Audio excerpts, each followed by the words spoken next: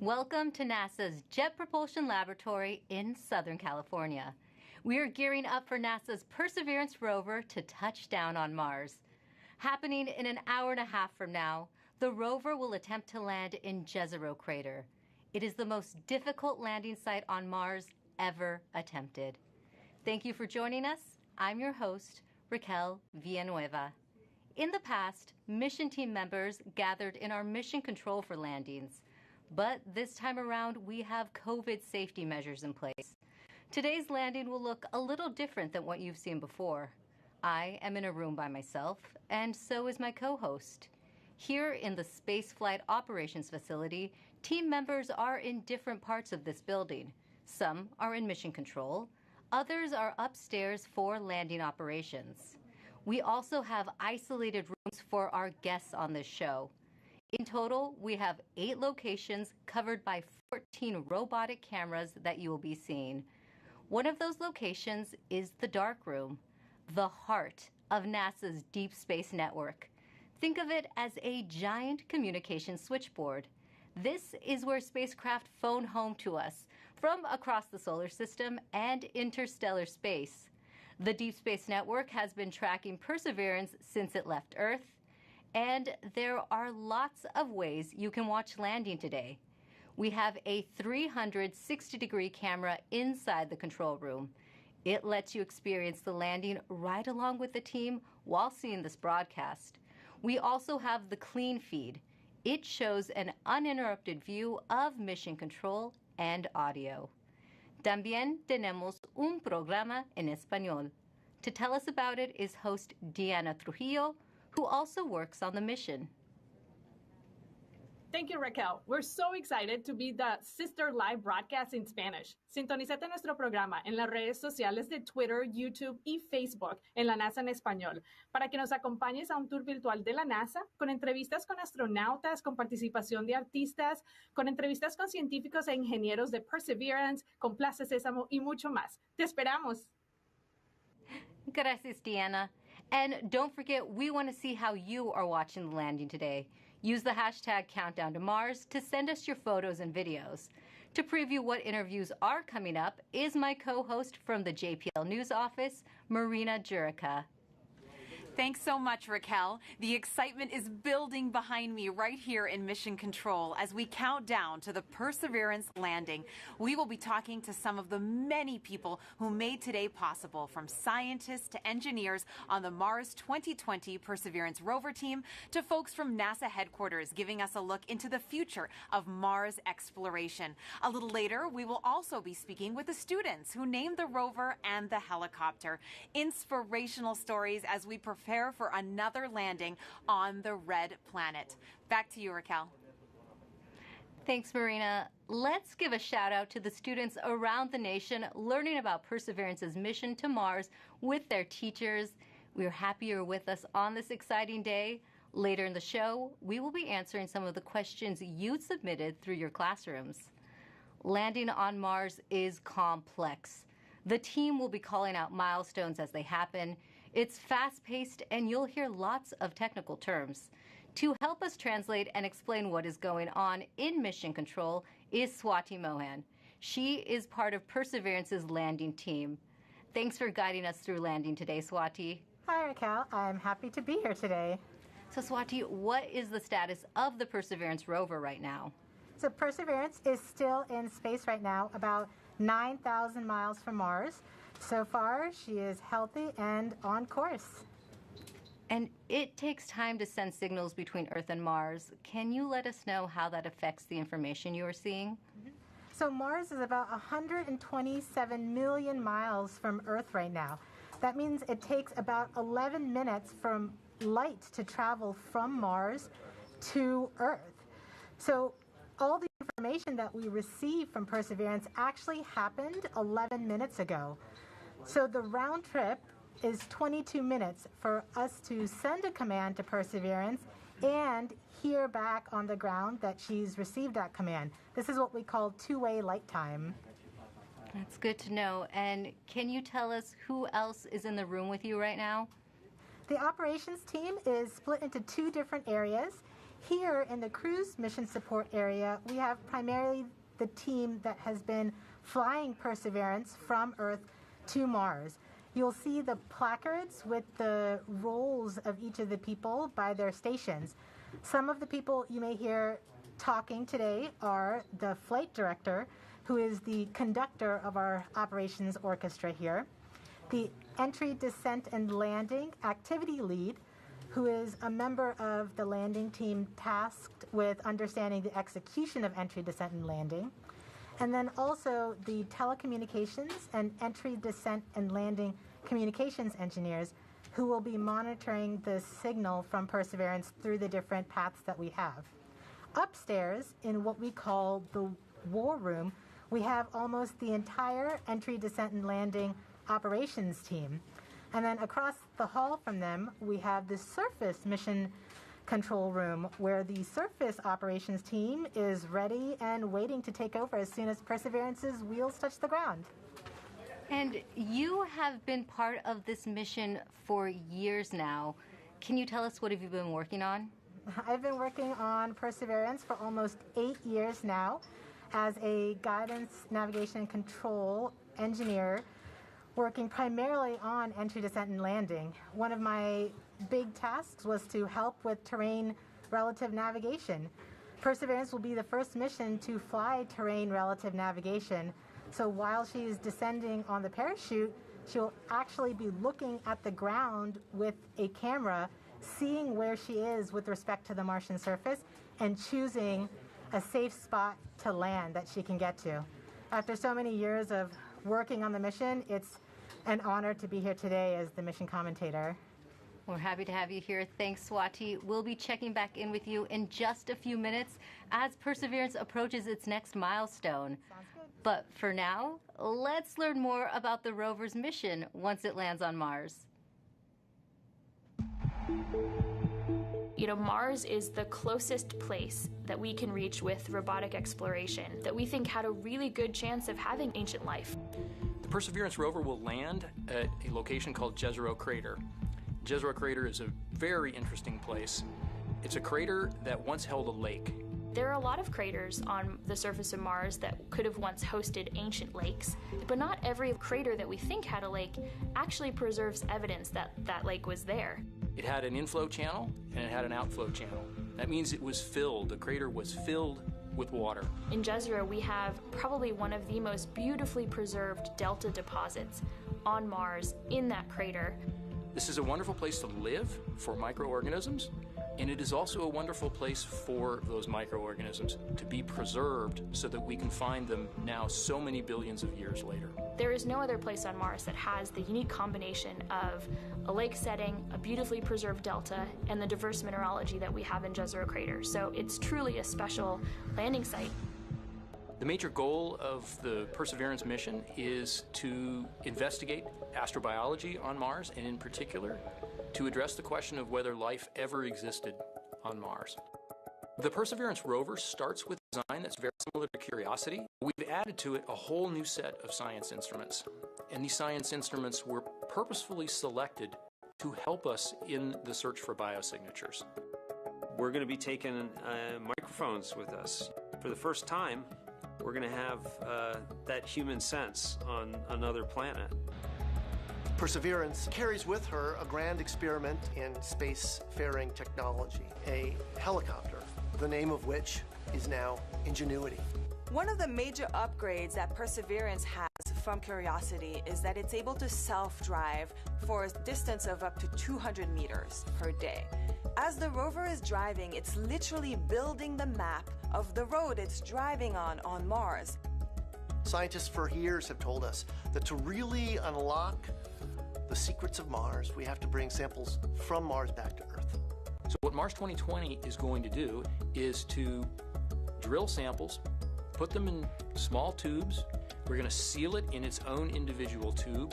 We set them on the surface to provide a target for the second two missions, which hopefully will get in development in the next several years and could potentially get the samples back to Earth by 2031.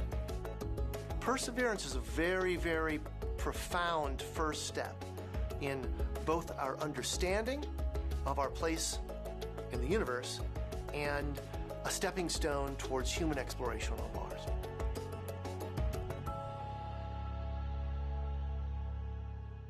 You are watching live Mars landing commentary, and Perseverance is about to reach another important milestone. Swati, can you tell us what is happening? We are at a milestone where the operations team determines whether they're ready to turn off the transmitter to Perseverance. Turning off the transmitter is like taking your hands off of the wheel. At this point forward, Perseverance would be on her own to execute entry, descent, and landing over 500,000 lines of code. Let's listen in. Okay, all stations, we are ready for the transmitter off pole. ACS, are you go? ACS, are you go? ACS is go. Phase 2. Phase 2 is go. Activity. Activity is go. Uplink lead. Go. Systems. EDL com. Go. Telecom 1. Go. Telecom 2. Telecoms go. GDS 1. Go. GDS 2. Go. Fault protection. Go. Power. Go. Avionics. Go. Thermal. Go. Flight software. Flight software go. Data management. Go. Propulsion. Go. Art lead. Go. Team chief. Go. ACE. Go. Launch cruise phase lead. Go. Deputy mission. Go. EDL phase lead. Go. Mission assurance. Mission assurance is go. Chief engineer. Chief is go. Project manager. Projects go. Mission manager. All stations are go for transmitter off. Copy flight, go for transmitter off. There you have it, Raquel. We have deemed Perseverance ready to execute entry, descent, and landing on her own. Thank you, Swati. As we just heard, Perseverance is now operating on its own as it cruises closer to Mars. To help explain what this mission means for the agency is NASA's Associate Administrator, Thomas Zurbuchen. Thomas, this is our 5th rover sent to Mars since 1997. Can you tell us how Perseverance is going to kickstart a new era? Wow, this is such an important day today, and it really is the beginning of a new era in a sense that we're going from exploration, kind of with experiments on rovers, looking around, doing analysis, to the sample return phase, in which we're not only looking around, looking at the geology, but really turning our rover into a robotic geologist and astrobiologist, collecting samples that we will bring back to Earth. And for us, of course, those are where the best laboratories are of all of humanity. Some of them still remain to be explored by some that are not yet in the science community yet. And that's what we're looking forward to. It's that new phase. The other element that I want to talk about is the amazing technologies that are there. And of course, one of my favorites is the Ingenuity helicopter, this in search of this extraterrestrial Wright brothers moment, controlled flight for the first time elsewhere, Raquel. Great. And we have a student question on video for you from Macy. Hi, my name is Macy Ragsdale. My question is anything alive on Mars? Thank you. Well, Macy, I'm so glad for your question. It's a question I ask myself. Is anything alive there? And frankly, at the surface where we're going right now with Perseverance, we do not believe there's anything alive right there because of the radiation that's there. It's chilling, cold, and there's really no water there. But guess what? We think that 3 billion years ago, this looked like a stream that you may see on Earth. And frankly, a lot more similar than Earth, with water with a magnetic field, just like the Earth with an atmosphere. And the question is, at that time, 3 billion years ago, were there single-cell organisms, just of the type that developed on Earth? So is there life on Mars overall? We don't know. But where we're going right now, we're really looking for ancient life. And that's what we're so excited about. Thank you for your time today, Thomas. And thanks to everyone who has been using the hashtag Countdown to Mars. Here are some of the photos that you've sent in so far. Let's take a look. Now, please keep sharing with us how you are watching this moment today. For now, let's go back to Swati for an important update to what's going on in Mission Control as we get closer to another milestone. Hi, Raquel. This next milestone is a communications pole. So during landing, not only will Perseverance talk directly to Earth, but we'll also be talking to two spacecraft that are currently orbiting Mars, the Mars Reconnaissance Orbiter and the MAVEN spacecraft. This poll is to confirm with the Mars Reconnaissance Orbiter spacecraft and the MAVEN spacecraft teams that they are ready and on track to support the relay from Perseverance. Let's listen in. Oh, Maggie.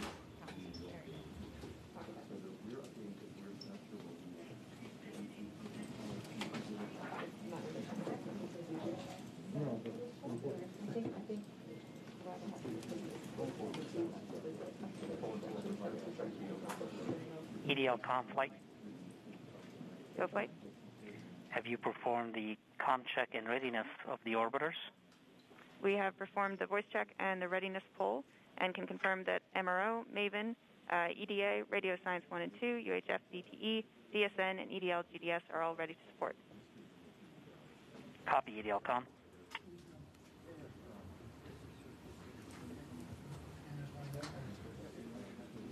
So we've just heard that we have confirmation from each of the different orbiters and all of their support equipment on the ground that they are ready and are on track to support the relay from Perseverance.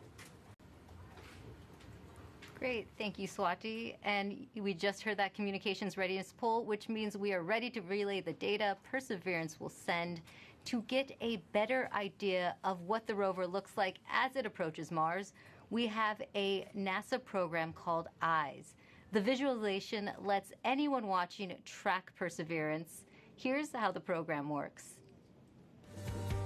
Follow Perseverance on its journey to the surface of the red planet with eyes on the solar system. From your desktop or mobile device, go to eyes.nasa.gov. Click on the banner, and now you're with Perseverance in real time through every step of EDL, entry, descent, and landing. This interactive experience lets you ride along from whatever perspective you choose. Click and drag, scroll in, scroll out. Check out the descriptions and explanations to increase your EDL expertise. Experience every entry, descent, and landing event precisely designed and executed to land Perseverance safely on Mars. The EYES experience is based on predictive data, but during this broadcast, you'll see a different visualization called Ranger, and it's based on the real communication the team in Mission Control receives from Perseverance in near real time. This is the visualization the team will follow as data fills their screens while monitoring the health of Perseverance on its nerve-wracking course to another successful Mars landing. Enjoy the ride.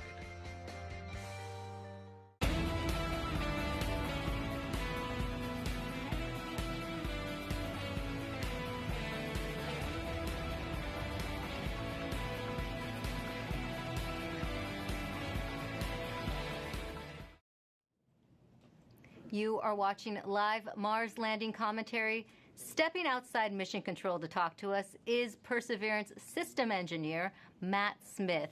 Thanks for joining us today, Matt. Hey, Raquel. Well, coming from Mission Control, we are going to hear terms related to landing. Can you help us understand what some of them mean? Sure, definitely. One thing you'll hear a lot about is telemetry. So telemetry is just our way of talking about data that's coming from the spacecraft and telling us important things like temperatures on the vehicle, pressure, how much fuel we have left, and other things that we need to understand for the health and safety of the vehicle. You'll also hear the word nominal, hopefully. Nominal means everything is expected, everything is okay, we're good to go. You'll hear also a lot about velocity and deceleration. So velocity is just our speed, combined with the direction we're going. And deceleration is our slowing velocity. So we're coming in at over 12,000 miles per hour, and we're going to slow down to a nice, comfortable 2 miles per hour at landing, and that's our deceleration. Speaking of landing, you may hear a couple important terms at landing itself. One is RIMU stable. So the RIMU is a device on the rover that measures the rover's orientation and whether it's moving. So we want a nice, stable landing spot without any motion. You'll also hear UHF stable, hopefully. UHF stable refers to good telecommunications link with the rover and indicates that we've had a good separation between the descent stage and the rover after the sky crane maneuver. Finally, you may also hear Tango Delta nominal, or touchdown nominal. That means we've touched down on the surface of Mars within the expected range of safe landing speeds. Thanks for that breakdown. Now, this is your first Mars mission. What have you learned from this experience? Yeah, one of my takeaways is that you can almost never be too careful when it comes to Mars. You definitely can't take Mars for granted. You know, we've checked and double-checked and triple-checked everything on our way to Mars. And, you know, even though we've done this once before using the sky crane technique on the Curiosity rover, you know, I think everyone's going to have everyone's going to hold their breath until we're on the surface of Mars this time around. And we have a social media question coming in. Nor the Door on Instagram asks, how complicated is the automated landing sequence and who wrote the code? Yeah, it's quite complicated. The automated landing software needs to do literally hundreds of things all on its own, just right with sub-second timing accuracy. And it's the result of many hundreds of people over many years, stretching all the way back to Curiosity and then improved for the Perseverance landing today at Jezero Crater. Great. Thanks for your time today, Matt, and good luck. Thanks. Now, landing on Mars is hard. Landing on Mars during a pandemic is even harder. The team behind the Perseverance rover faced one of its biggest challenges when the coronavirus pandemic struck. Here's how they kept the mission going.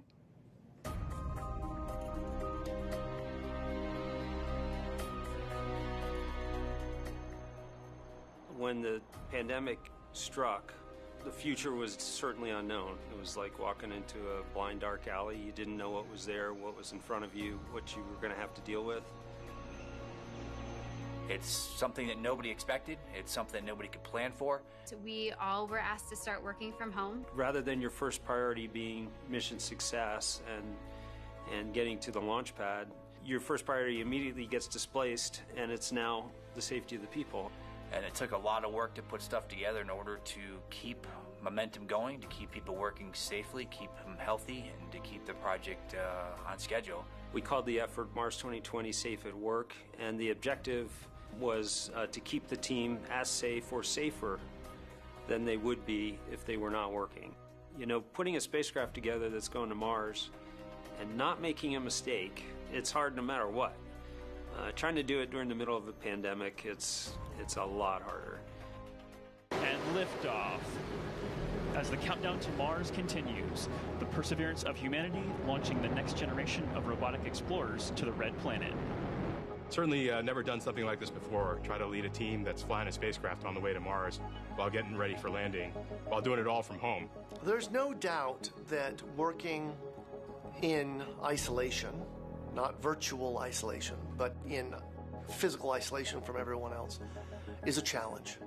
We had to rethink and redesign what it meant to operate a spacecraft in flight when we couldn't all be in the same room in mission control, seeing the data come down from Perseverance. It was a major change going to that, you know, looking at everyone on a screen instead of in person.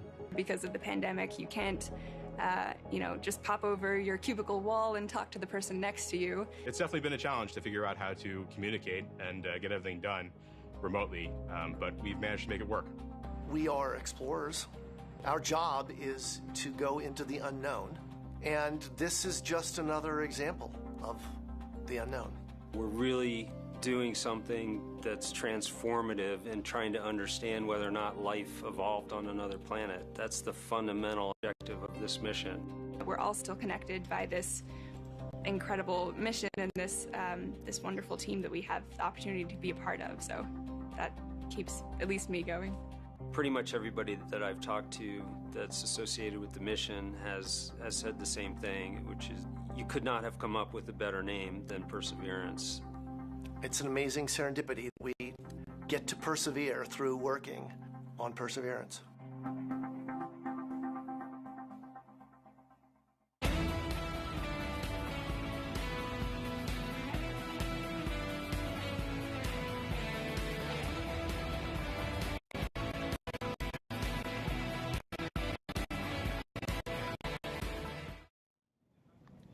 Joining us now is Perseverance Deputy Project Manager Matt Wallace.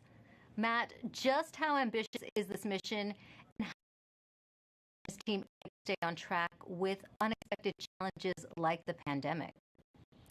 Well, it's a very ambitious mission. You know, we're carrying not only a host of new, extremely capable science instruments to do that science mission that we've talked about, but also a number of technology experiments that provide feed-forward information into the next set of robotic explorers or even human exploration of Mars.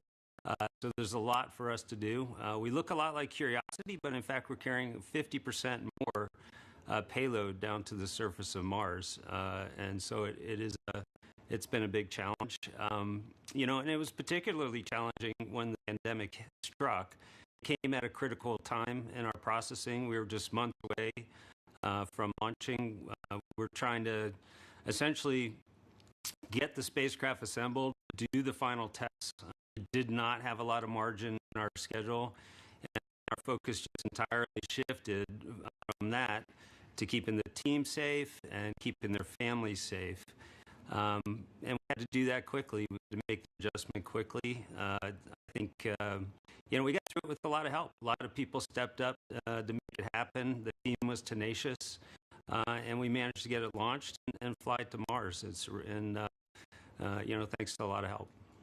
And Matt, just how large is the team that worked on Perseverance? It's a big team. A couple thousand people here just at JPL, in fact, have worked on the mission.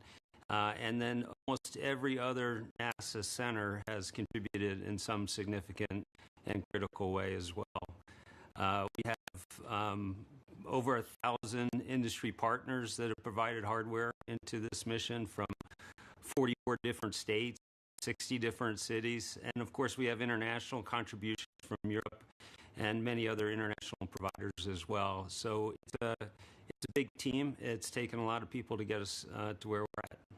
That is a big team. This is the most difficult landing site ever attempted. Now, why do you think Perseverance is ready to land in Jezero Crater now? Jezero is tough. I mean, it's scientifically fascinating because it's got a lot of things like craters and you know, rock fields and cliffs and sand dunes and that sort of thing, which are great for the science community. That's exactly the type of features they're looking for to learn more about Mars. But they're all anti-hazards for us. And so we've had to add new technology to relevant navigation, which is the ability essentially to divert away from hazards. But we have taken this system through the same types of paces that we have in previous missions. We've used the same techniques, the same best practices for engineering verification, and in many cases, we've used the same people. This, in fact, is my fifth Mars rover mission, and I'm not alone. There's other people on the project in the same situation. So, you know, the team has given it everything they've gotten to put it all out there and to make this successful, and I think we're ready. Thanks, Matt, and good luck on your fifth mission. Thank you very much. Well, Jezero Crater is a location on Mars that has intrigued scientists for years. Let's head over to Marina to learn more about the science goals of the mission. That's right, Raquel. Here to explain why we want to go there is Deputy Project Scientist Katie Stack-Morgan. Welcome, Katie. Thanks, Marina. Glad to be here. Now, Perseverance is landing on Mars at the Jezero Crater. Why is it that you and the team chose this particular area? Yeah, so scientists believe Jezero Crater is one of the best places on Mars and possibly the entire solar system to look for signs of ancient life. Jezero contained an ancient lake and has within it one of the best preserved ancient delta deposits on the surface of Mars. And deltas form when a river enters a relatively open body of water, like an impact crater, and deposits the sediment that it's carrying into the lake. And we know based on studies of deltas and lakes here on Earth that they're great places to concentrate and preserve organics and support microbial life. We're also excited because Jezero exposes rocks that are between 3.5 to more than 4 billion years old and represent a variety of different geological processes. Now, this might be a tough choice, but what do you think would be the most rewarding scientific discovery that we expect to get from this mission? Yes, hands down, I think the most rewarding discovery I think we can make with Perseverance would be finding a truly compelling ancient biosignature on Mars. The rocks in and around Jezero Crater record a period of time when life first arose in the solar system, and we have the opportunity with Perseverance to study the evolution of the planet from a once habitable world likely capable of supporting ancient life to the cold, barren planet we know Mars is today. And why do you think, Katie, it's so important to find out if there really is or was ancient life on Mars? Well, the question of whether there's life beyond Earth is one of the most fundamental and essential questions we can ask. And our ability to ask this question and develop the scientific investigations and technology to answer it is one of the things that make us as a species so unique. And based on everything we know about Mars in the past, it absolutely should have been capable of supporting ancient life. So we can find out an answer to the question, where there were habitable environments, was there life? And studying the possible emergence of life on ancient Mars can also help us better understand the conditions that led to life on our own planet. That's so fascinating, Katie. Now we're going to take a question from a student, Vara. Hi, I'm Vara, and my question is, why was Mars able to sustain lakes and rivers ages ago, but cannot now? Isn't it cold enough to make water, and isn't it always? Thank you. Yeah, that is such a great question. And one of the things that protects our atmosphere here on Earth and allows liquid water to be stable on our own planet is the fact that we have a magnetic field protecting that atmosphere. We think that Mars lost its magnetic field way back billions of years ago and left the atmosphere exposed to things like solar winds and cosmic rays that basically blew that atmosphere away. And once that happened, liquid water wasn't stable on the surface of Mars anymore. It was too cold and the pressure was too low. And so now Mars is not capable of supporting liquid water and likely not capable of supporting life at its surface. Well, thank you so much to Vara for that great question. And a big shout out to all the kids that are watching out there today. And thank you so much to you, Katie, for joining us. That was so great. Thank you. Now sending it back over to you, Raquel. Thanks, Marina. Earlier, we were able to catch up with the communications systems engineer, Chloe Sakier. She helps us break down the system used to track Perseverance during landing.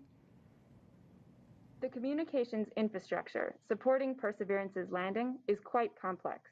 We've rallied a truly global network of relay and communications assets to help us capture and record those precious minutes of entry, descent, and landing, or EDL. We receive a stream of engineering telemetry via these communication assets that helps us see and understand exactly what's happening. Perseverance sends direct-to-Earth X-band tones, each of which provides us with indications of critical entry, descent, and landing events. During entry, descent, and landing, we have 2 Mars orbiters listening for the ultra-high frequency, or UHF, signals from Perseverance. These orbiters relay these signals to deep space network stations on Earth, Madrid in Spain, and Goldstone in California. The Mars Reconnaissance Orbiter, or MRO, has reconfigured its software to perform a type of relay called bent pipe. This will provide us with near real-time telemetry during entry, descent, and landing. We have coverage from the Mars Reconnaissance Orbiter from just before entry to a few minutes after landing. The telemetry we receive will be delayed by the time it takes light to travel from Mars to us back on Earth. Additionally, the Mars Atmosphere and Volatile Evolution spacecraft, or MAVEN, is recording these UHF signals and will be relaying that recording hours after landing. MAVEN will be covering us from around the time of cruise stage separation until a few minutes after landing. We also receive what we call heartbeat tones, which are indications that the spacecraft is alive and progressing throughout entry, descent, and landing. It's important to note that while unexpected, we could lose our communication links and still land safely. Because Perseverance is doing entry, descent, and landing completely autonomously, she doesn't need our help to joystick the landing. The communication links give us added visibility. And you can see Chloe hard at work inside Mission Control right now. Perseverance's landing might look like the system the Curiosity rover used back in 2012. But landing on Mars is difficult. There's always a risk involved. Here's what needs to happen for Perseverance to touch down safely in Jezero Crater. Nothing can be taken for granted when you get to Mars. There's a lot of things we just don't know. Space always has a way of throwing us curveballs and surprising us. I mean, until we get the data that says we're on the ground safely, I'm going to be worried that we're not going to make it. Entry, descent, and landing is often referred to as the 7 minutes of terror because it takes about 7 minutes to get from the top of the atmosphere of Mars to the ground safely. The spacecraft has to do all of this by itself. There are many things that have to go right to get Perseverance onto the ground safely. There's a lot counting on this. This is the first leg of our sample return relay race. There's a lot of work on the line. Starting about 10 minutes before atmospheric entry, we get rid of really the spacecraft part of the rover that's been supporting us. We come screaming in to the Martian atmosphere at 12 to 13,000 miles per hour. And the heat shield is what dissipates all that initial energy through friction. The vehicle will continue actually flying itself through the atmosphere. It's sort of like a transforming vehicle that went from spacecraft and now it's kind of like an aircraft actively guiding itself. When we're going slow enough, we deploy a parachute. It's the biggest supersonic parachute we've ever sent to another planet. It's critical for slowing down the vehicle. Perseverance's entry, descent, and landing borrows heavily from that of Curiosity. But fundamentally, Perseverance is a different rover. She's bigger, she has different instruments. We've added a lot of smarts on the inside to make it more capable so that it can deal with the landing site that we've given. The science team identified Jezero Crater as basically an ancient lake bed and one of the most promising places to look for evidence of ancient microbial life and to collect samples for future return to Earth. The problem is it's a much more hazardous place to land. When you look at Jezero, all you see is danger. How do we go to a site that we never thought was safe enough to go to before? So the heat shield, which has protected us all the way through entry, is no longer necessary. We need to get that off so that we can actually see the ground. And we can see the ground in a couple different ways. Perseverance will be the first mission to use terrain relative navigation. So while it's descending on the parachute, it will actually be taking images of the surface of Mars and determining where to go based on what it sees. This is finally like landing with your eyes open. Having this new technology really allows Perseverance to land in much more challenging terrain than Curiosity or any previous Mars mission could. Amongst the rocks and the craters and the cliffs, these things are hazardous to the rover, but these are the things that are interesting to the scientists. Once Perseverance has figured out where she is, we jettison the back shell and parachute and light up our rockets. Those rockets help us steer to a safe landing spot that's nearby. That descent stage takes us all the way down to about 20 meters off the ground. That's when we start the sky maneuver. And once the rover has hit the ground, the descent stage will cut loose from the rover and fly away to a safe distance. Surviving that 7 minutes is really just the beginning for Perseverance. Its job, right, being the first leg of sample return, to go look for those signs of past life on Mars. All that can't start until we get Perseverance safely to the ground. And then that's when the real mission begins.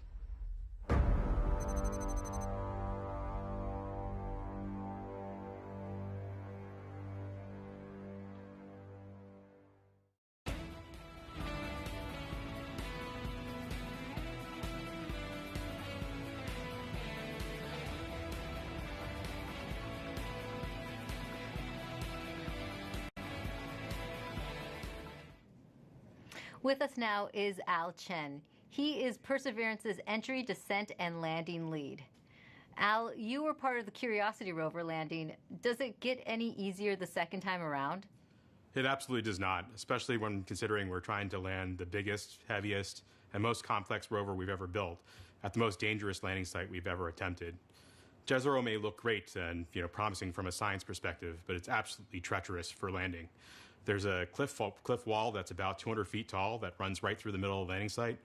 There are craters full of sand that even if we landed in them, we would not be able to drive out of. And there are rocks to the east and actually all over the place, rock fields.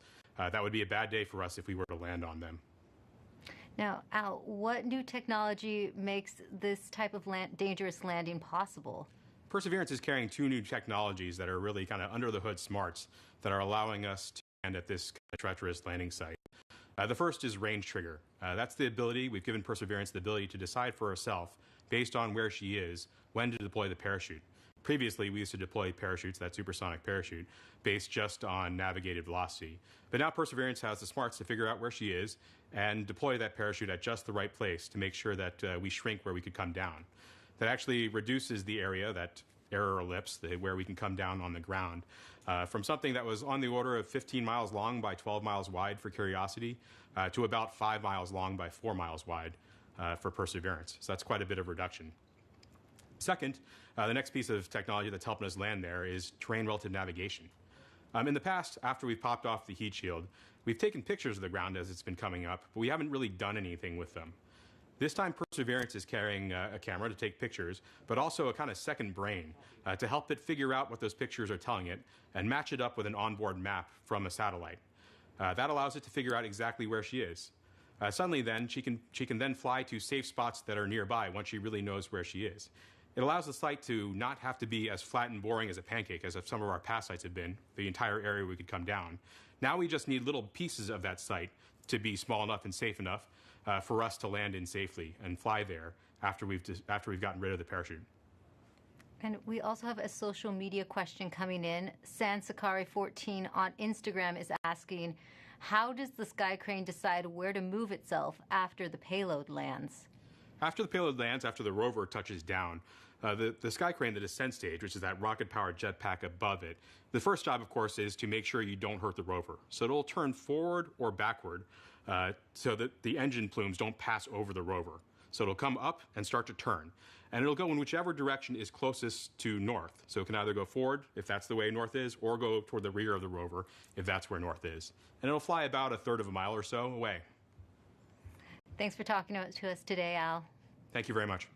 Now, let's head back to Mission Control for an update from Swati. Hi, Raquel. So remember that command that we sent at around 11:35 to turn the transmitter off? We are just about to get confirmation that Perseverance has received the command. The command took 11 minutes to go to Perseverance, and then the reply took 11 minutes to get back from Perseverance to the ground. So we should hear any second now that we have officially turned off the transmitter. And after that, we will be about 4 minutes from the start of entry, descent, and landing mode. At this point, we will transition from the cruise approach mode to entry, descent, and landing.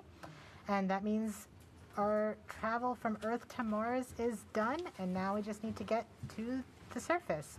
So far, things are looking good. Great. Oval, this is CAD 3, ready to show estimated miss distance for OD 132. Copy, EDL phase, we'll come back.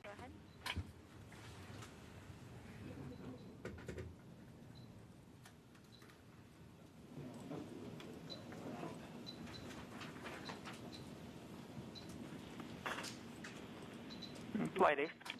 Go Ace. Our tracking stations have all confirmed the results of the transmitter drive-off and in lock one way.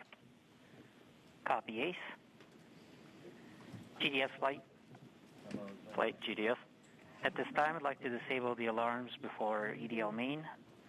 So please disable all the alarm files and start a new downlink session. Copy that. EGP. Copy that. Proceeding now.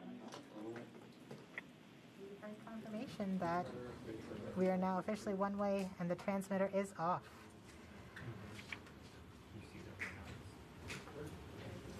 Rover mission has helped shape the other, starting with the landing of the Pathfinder more than 20 years ago, leading up to where we are today with Perseverance. Perseverance Deputy Project Manager Jennifer Trosper has worked on every Mars rover mission, and she joins us now. Jennifer, how does Perseverance fit into the history of exploring Mars? Thanks, Raquel. It's great to be here. Well, Perseverance is NASA's 5th rover on Mars, and I've had the privilege of working on every one of them. And the very first rover was the Sojourner rover we sent in 1997, and it was the size of a microwave oven. And even at that small size, Sojourner was able to transform the way that we explore Mars, from stationary landers to small roving robots that go from place to place, just like a geologist would on Earth. So once we had that roving capability, then we sent our twin rovers Spirit and Opportunity. Spirit and Opportunity were tasked with finding evidence of ancient water on Mars. Now they did. They're great explorers, and both of them found ample evidence that water had once existed on the surface of Mars.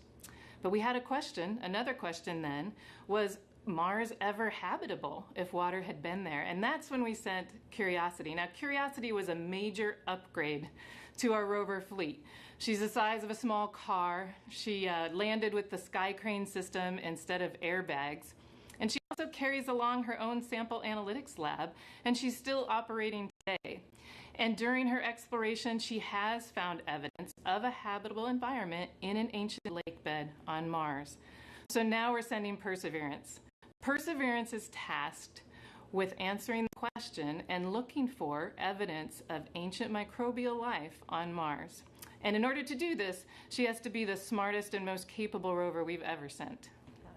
Speaking of Perseverance, can you tell us more about how Perseverance is smarter than its predecessors? Yes, we've made a lot of upgrades to help her along with the surface mission. One of them is for her autonomous traverse capability. When I say autonomous traverse, I mean we tell her where we want her to end up, and she has to figure out the safe and best way to get there. In order to do that, she uses her cameras, algorithms, a computer. So we've given her another computer, we've upgraded the cameras, and we've upgraded the algorithms. Now she drives 3 times as fast as Curiosity could drive in this autonomous traverse mode.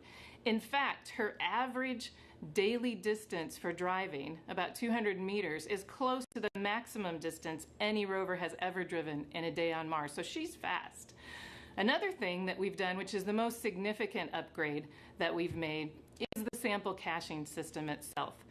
Curiosity has a robotic arm, like Perseverance has a robotic arm, but on the end of Perseverance's robotic arm is a coring drill that will go and take rock cores, transfer them into sample tubes and into the rover, where another robotic arm will take those tubes, will seal them and store them, and eventually drop them on the surface of Mars for future return to Earth. Great, and we also have a social media question about Perseverance. Erica A.S. on Instagram wants to know what the wheels of the rover are made out of. Great question. Well, you may think we make them out of some material you've never heard of. It turns out they're made of aluminum. Now, Perseverance's wheels are a little thicker than Curiosity's, but they're actually both made out of aluminum. And one more question for you. Can you tell us more about the importance of where you are right now in the building? Yes, I am above, on the second floor, above the cruise mission support area that you've been watching. And this is the surface mission support area. So as soon as Perseverance lands, all commands, this room will take over. It will become headquarters for operating Perseverance on Mars. Thanks for taking the time to talk to us today, Jennifer. Thank you. Now, we now know Perseverance's place in history. Let's take an up-close look at the rover with Mars 2020 System Testbed Engineer Elio Morillo. Thank you, Raquel. I'm standing in front of the Mars 2020 Perseverance scaled model. As you can tell, this vehicle is about the size of a Mini Cooper. These wheels are obviously black here and they look like rubber, but they're actually fully made of metal. These wheels are designed to allow us to climb over obstacles and of course climb over hills and minimize the amount of slipping once we're traversing on the surface of Mars. Here in the front of the rover, we have the sample caching system. And of course, at the very front end of this is the robotic arm, which this entire system is arguably the most complex robotic system we've ever sent outside of Earth. Here at the tip of the arm, we have a turret which contains a suite of instruments along with some drills and coring capabilities that will allow us to do contact science once we get to the surface of Mars. Not only that, this robotic system is equipped to collect samples about the size of a piece of chalk that then eventually will be stored inside of the vehicle and dropped off in a later location so that an eventual mission can go and return these samples to Earth, something we've never done in the past. Here in the front, we have the remote sensing mast. Something of note is that this mechanism is going to be stowed upon the touchdown on the surface of Mars. And one of the first critical activities we do is deploy this mechanism. This mechanism includes several cameras that are going to give us some of the most breathtaking images we've ever taken on Mars. Along with that, we have some lasers as well as a spectrometer. They're going to allow us to do some remote science. Here you see some of these extrusions that are part of the larger weather suite of instruments that will allow us to characterize the local climate around Perseverance. So that's a quick tour of the rover, but I got to get back to work. So back to you.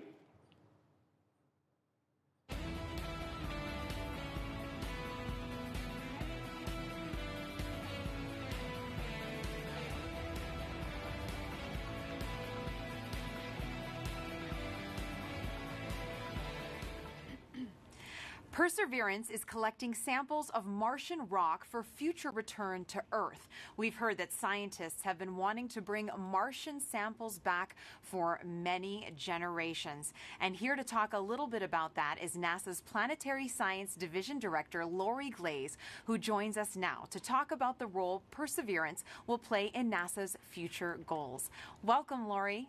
Hi. Now, as you just heard, we've heard that scientists have been wanting to bring back these Martian samples for a very long time. Why do we need to bring them back? That's really a great question. You know, we actually have examples of Mars already here on Earth that came here as meteorites. But we don't know exactly where they came from on Mars, and then they also have had to make the trip from Mars to Earth, and so they got altered during that time, and then during their entry and descent into the Earth's atmosphere, that also changes what those rocks are like. So being able to go to Mars and actually collect a sample where we know exactly where it came from, and we know we can preserve it and keep it pristine and carry it all the way back here, this will be incredibly important to help us answer questions about the geologic history of Mars, understanding how it formed and evolved, and also really important questions about whether or not life actually existed on Mars 3.5 billion years ago, and whether that life, if it existed, has been preserved in the surface of Mars. Now, Lori, these sample tubes that Perseverance is going to be collecting, they're the cleanest things ever created on Earth. Tell me a little bit about that. Oh my goodness. We worked so hard. The team here at JPL is absolutely incredible to assure that those sample tubes are incredibly clean. One of the main goals of this mission is to be able to detect if there's actual life that's preserved, ancient life preserved in those rocks, in those samples. And we definitely don't want to be carrying, our own DNA off to Mars and then bring it back here to confuse our scientists when they're trying to study those samples. So it is an incredibly clean set of equipment that's been sent there. As you said, the cleanest thing we've ever sent into space. Now, this is a very complicated campaign. Can you break down for us how it's going to work and if there's any international partners working with us? You are correct. The Mars sample return campaign is incredibly complex. In fact, it's probably the most challenging thing we've ever tried to do. But we're definitely not going to try and do it alone. We have great partners with the European Space Agency. And the way this campaign is going to work, well, Perseverance is the first step. Chapter 1 is going to Mars and collecting the samples. Chapter 2 is going to be a sample return lander that we hope to launch in around 2026 to 2028. And that lander, it'll be an American lander carrying a fetch rover that's provided by European Space Agency. And that little fetch rover will drive out and pick up the samples that Perseverance left on the surface of Mars. And the Fetch rover will bring them back and load them into a rocket that we call the Mars Ascent Vehicle, which will be the first ever launch from another planet. And it will launch those samples into orbit around Mars. In the meantime, the European Space Agency will have an orbiter that's in orbit around Mars that can rendezvous and capture those samples and then bring them back to Earth for us to study back here in our amazing laboratories. A lot of firsts, it sounds like, Lori. And another first, how is Perseverance and the Mars Sample Return mission going to help the future exploration, human exploration of Mars?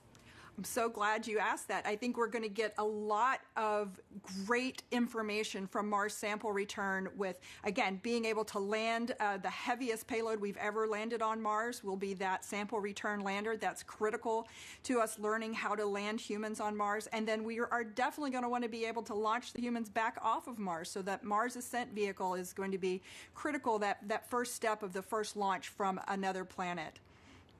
So exciting, Lori. And speaking about the Mars generation, we're now going to take a student question for you from Livia. Hi, my name is Livia, and my question is, what made you want to study Mars, and why are you working so hard and willing to wait so long for a sample? Thank you. Oh, Olivia, that is such a great question. And I enjoy Mars just because it can tell us so much about how our solar system formed and evolved. All of the planets can tell us different parts of that story, and Mars is a really key piece of that. And one of the main reasons we're willing to wait so long to get the sample back is that we've got great new scientists that are all about your age, and in about 10 or 15 or 20 years, you'll be the generation that's going to actually get to work with these samples. When they come back, you'll be the scientists and engineers that will be the next generation to change how we think about Mars and how we think about life in the solar system. That was a great question, Lori. Reach for the stars, future little scientists and engineers. Thank you so much for joining us here today, Lori. It's my pleasure. Thanks. Back to you, Raquel, for another mission update. Thanks, Marina. The cruise team for Perseverance controls the rover on its way to Mars.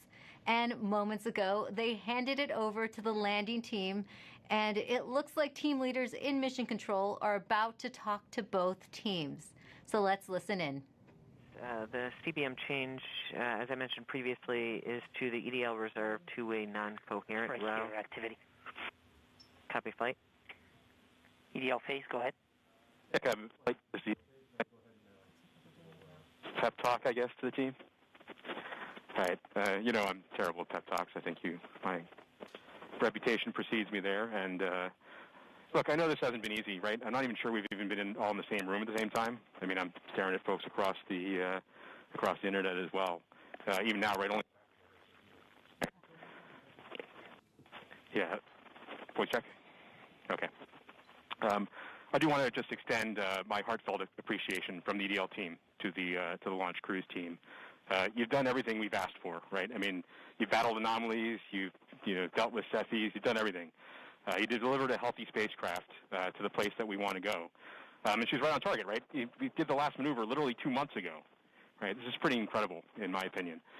And she's armed with the right information to help us land. Doing the parameter update last night, we're ready to roll. You've done everything right. And you've put up with us, too, right? You've put up with our eccentricities and the things we like to do in EDL land, so I very much appreciate that. So you all should sleep in on Friday, since you guys have earned it.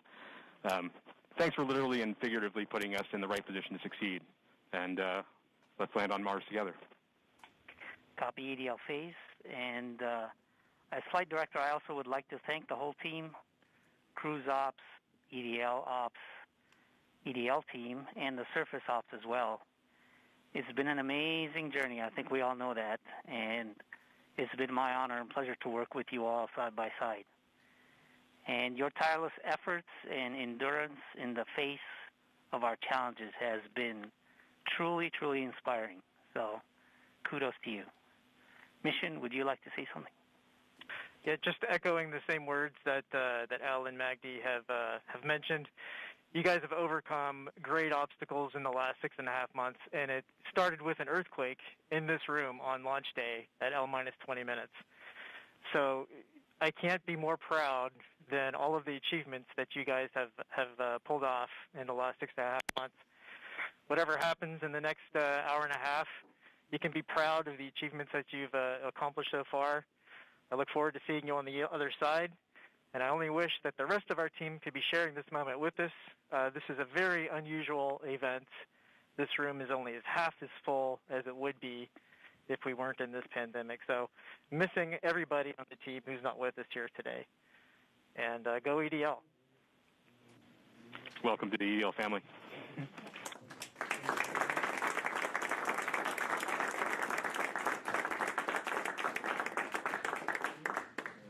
And with that, Godspeed Perseverance.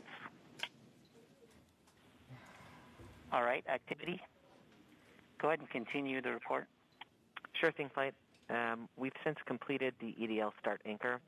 As I was mentioning, we changed our CBM row to EDL reserve two-way non-coherent. That row reinforces our CBM windows disabled, keeps our packetization on, it turns off our ranging and switches to the auxiliary oscillator. We have also started our real-time data product and reinforced Medley on. At this time, Now, we just heard Perseverance team leaders thank the cruise team for their work in guiding the rover to Mars. Now, did you know the rover name and Mars helicopter name came from students? Well, a couple weeks ago, Marina was able to catch up with them. Thanks, Raquel. Earlier this year, NASA and our partners held a nationwide essay contest to name our Mars rover.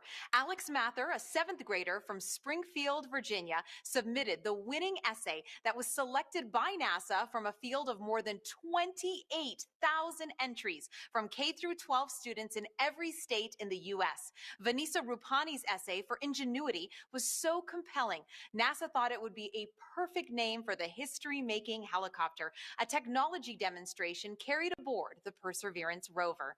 Alex and Vanessa join us now. Welcome, you guys. Hello, space nerds. Hi. Now, you got to go to Florida and watch the launch live back in July. Alex, what were you feeling as you saw that rocket launch into the sky? I read a log of books written by astronauts, and every single one of them always talks about the raw power behind a space launch. And I definitely feel like watching the launch invoked that sense of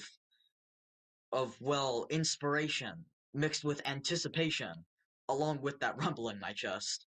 That's very inspirational, and I'm sure that you have had many conversations with your classmates since this all began. Now, what kind of questions have they asked you?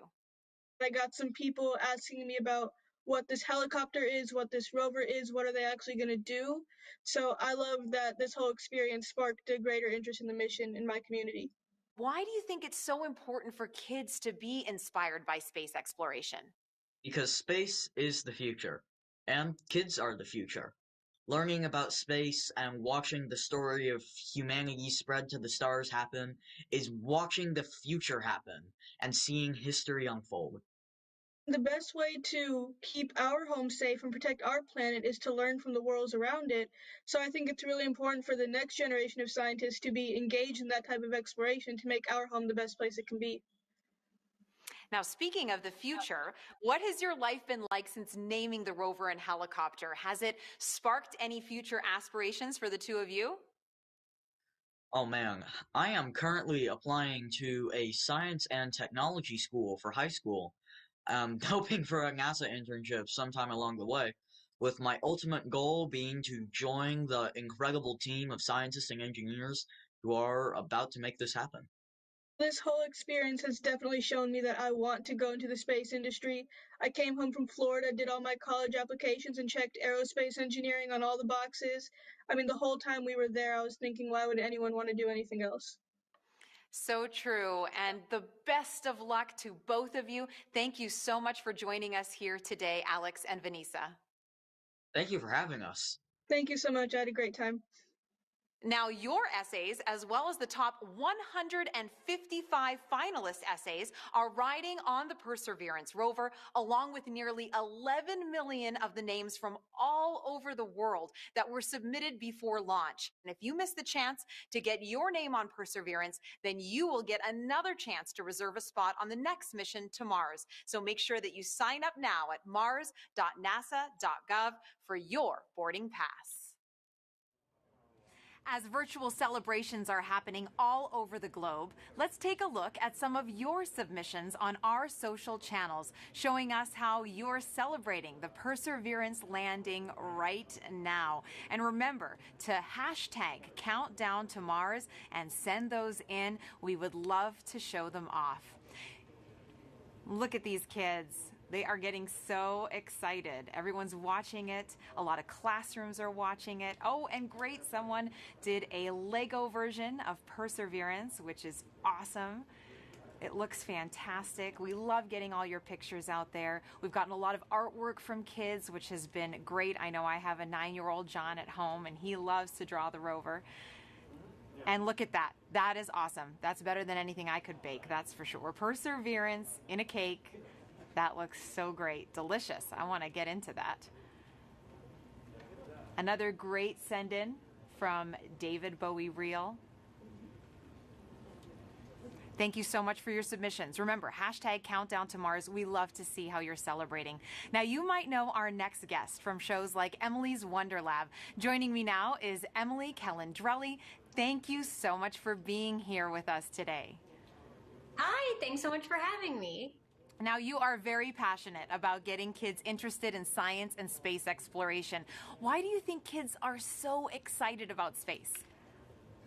Well, I know the reason I'm excited about space, and I think it's the same reason that many others are excited about space, and it's that the people in the space industry work to answer two of the biggest questions that humans have ever asked. Are we alone in the universe, and where did we all come from? And by sending a rover to Mars, we are gaining evidence for the answers to these questions, more evidence than we ever had before, and I think that's so exciting. It is, and I know you get loads of interesting questions from kids. Have you gotten any about Mars specifically? Oh my gosh, yes. Everybody loves Mars. It's in movies and books and TV shows, and everybody loves Mars. So one of the things that I get asked a lot is that, it's called the red planet. Why is it red? Well, it's red because it's literally rusty. The top layer of soil on Mars has iron oxide in it, or rust, and rust has that brownish red color. So it's red because it's rusty. And also because it's red, they ask, is it red hot? Is it really hot on Mars? And well, no, actually, it's colder than the Earth. It's farther away from the sun. So as you would imagine, it's a little bit colder than the Earth. It also has a really thin atmosphere. So the heat that it does have, it has a hard time keeping in. And so it's a little bit colder. But then I also get asked, what would I weigh on Mars? That's a really fun question. So on Mars, it's a little bit smaller than the Earth, so the gravity there is weaker. It's about 3/8 the gravity that we have here on Earth. So if you weighed 100 pounds here on Earth, you'd weigh 38 pounds on Mars, or 100 kilograms here on Earth, 38 kilograms on Mars. Those are all super fun. I think even some adults want to know the answers to those questions, Emily. Now, why do you think it's so important to educate kids about science and give them that great foundation? Well, science is the language of nature, and learning about science and learning how to think like a scientist means you are learning how to systematically seek out truth in the world. You are learning the scientific method, you're learning how to be a critical thinker, and honestly, those skills are great for whatever you end up wanting to do in life. True. If you want to be a scientist or an opera singer, that holds true. And what are you most excited about today? I mean, humans are launching a robot to Mars. That doesn't happen every day. I think in all of the hecticness that is going on today and all of the nerves, I just hope everyone can take a moment to sit back and remember that we live in a time when humans have the ability to send a robot to another planet. And that's so cool to me. It is very cool, Emily. Take a deep breath. Thanks for joining us here. Thanks for having me. Sending it back to you now, Raquel. Thanks, Marina. We are offering lots of ways to ride along with us to Mars. Now put yourself right into the action now with our Perseverance photo booth. You can pose next to the rover, place yourself in our mission control, and even see what you might look like taking a selfie on the red planet. There, you'll also have a chance to sign up to send your name to Mars on NASA's next flight to the red planet. It's all available at go.nasa.gov/Mars 2020 Toolkit. And joining us now is JPL Chief Engineer and landing veteran Rob Manning. He will be breaking down key moments coming up, and very few people know more about landing on Mars than Rob, going back to the Pathfinder mission in 1997. Thanks for joining us today, Rob. Thank you very much, Raquel, for having me here. And what a wonderful experience. What a wonderful day for a beautiful day in California. We're just also excited here, anxious, worried, but very hopeful. Rob, I have a question for you. There is a landing tradition at JPL that involves eating peanuts for good luck. Can you tell us how did that start? Yes, it started in the mid-1960s. What happened was we had a series of missions that had failures. The Ranger program in the early 1960s, one after another, failed. And what happened was one day a fellow by the name of Dick Wallace on Ranger number 7, on the 7th attempt, decided to bring peanuts to the ops area just before the launch, and guess what? That mission worked. Now, we're not supposed to be too superstitious. We're engineers and scientists after all, but we love tradition. And ever since then, before launch and before critical events like entry, descent, landing, we have brought out peanuts and shared them with the team. And it's been really a wonderful little experience.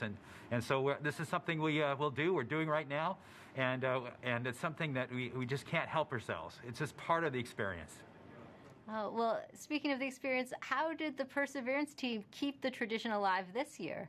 Well, this year we're passed out little packets of peanuts to the team, and they can sneak one peanut in their mouth as part of to keep the tradition alive. But you know, this is part of the COVID experience, but we can't leave this one undone. So this is what we're doing, and this is going to help us land safely. All right, thanks, Rob. I have some questions for you a little later on, but we're heading back to Swati Mohan, who is part of the landing team. She'll be calling out key milestone and events as they happen from Mission Control. So let's listen in right now. So right now we're still about 20 minutes from entry, and the EL phase is giving a last-minute confirmation of what will be happening in the upcoming changes to the vehicle, just to remind the team. This will allow us to steer our trajectory as we make our way through the atmosphere. This is one of the things that allowed MSL, the Curiosity rover, to land where it did. And we're depending on the same type of entry guidance this time around to help get us very close to our target. As we make our way through entry, finish our guided entry profile, we'll do a maneuver called heading alignment, where we point toward the target and get ready to deploy the parachute. But before we deploy the parachute, we need to get rid of a set of balanced masses that have been giving us a center of gravity, or CG offset, throughout the guided entry phase. So these are called the entry balance masses. We also call this maneuver SUFR, S-U-F-R, or straighten up and fly right. So we'll go ahead and eject those masses when we get a trigger from the GNC system telling us that we're at the appropriate range to the target to do so. As soon as we deploy those, we will no longer have a CG offset, and we'll be ready to deploy the parachute 17 seconds later.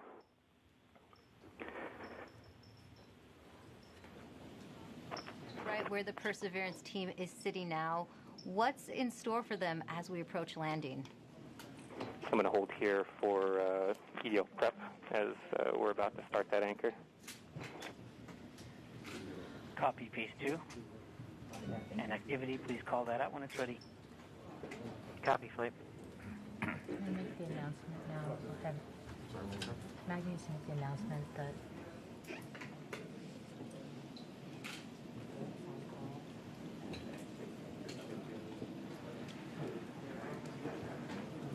All right. Now, Rob, you've been right where the Perseverance team is sitting now. What's in store for them as we approach landing? Well, this is the nail-biting time. Fortunately, we still have ones and zeros coming, but very soon, as we approach cruise stage separation, the transmitter on this rover we've been using all the way to get to Mars is going to be turned off. So we will lose our ability to see ones and zeros. But the good thing is, once the cruise stage is gone, there's another radio that will continue transmitting a tone, so that like a flashlight, that will allow us to at least see that the vehicle is still on, and that color of that flashlight tells us a little bit what state the rover's in. But soon after that, it won't be very long before we'll be able to hear more ones and zeros coming from the spacecraft. So this is a really exciting time, and it's just important to remind people there's a lot that can go wrong in a day like today. There are thousands of things that have to go right. Yeah, we had success in the past landing on Mars. You'd think it gets easier, but it really doesn't. Why is it still so difficult? Well, because it's involved thousands and thousands of things, hundreds of thousands of lines of code. There's 79 pyrotechnic devices. Each have to work perfectly. One critical wire short, or one key thing mechanism that doesn't work or breaks, and it's mission over. And so it's and it's very easy. We're human beings. We're not perfect. Mistakes can be made. We count on each other to find our own mistakes, and we work very hard to learn from the mistakes of the past. We've had many failures. Remind people, roughly half, around half of the missions to Mars over history have failed.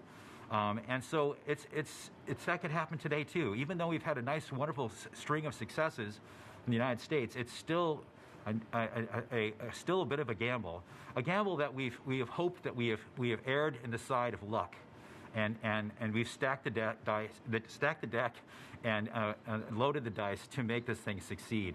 But if we do fail, and something bad happens today, I can tell you, we're going to learn it. We'll have the data that tell us what happened. We'll know why. We'll figure it out. And if we are allowed, we will pick ourselves up and get us back on the horse. And if Congress and NASA allow, we will try again. As we always do, we will learn from our mistakes.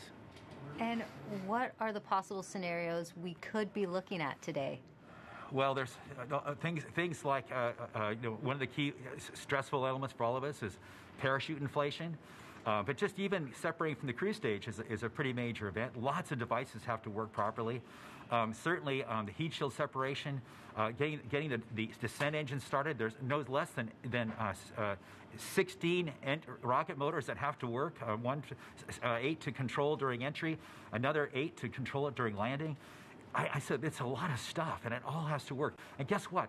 We haven't done this before with this vehicle ever. This is its first attempt to actually land. We can't try this on Earth. We can't we don't have test pilots to try it out on this planet before the big show. So this vehicle is doing it for the first time. We've done the best testing we could do in bits and pieces, but it's as best as we could do. But I think our team is up to it. This team is the best. It's a diverse, intelligent, amazing group of people.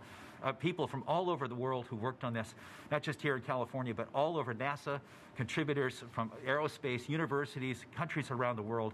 It is just an incredible, remarkable engineering achievement, and I am just so proud of this team. Thanks, Rob. Now, let's listen back into Mission Control.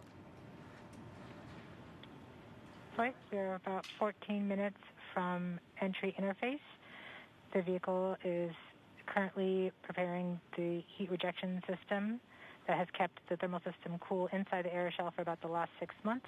This will allow the spacecraft to more easily cut the line in upcoming cruise stage separation, which is under 4 minutes now.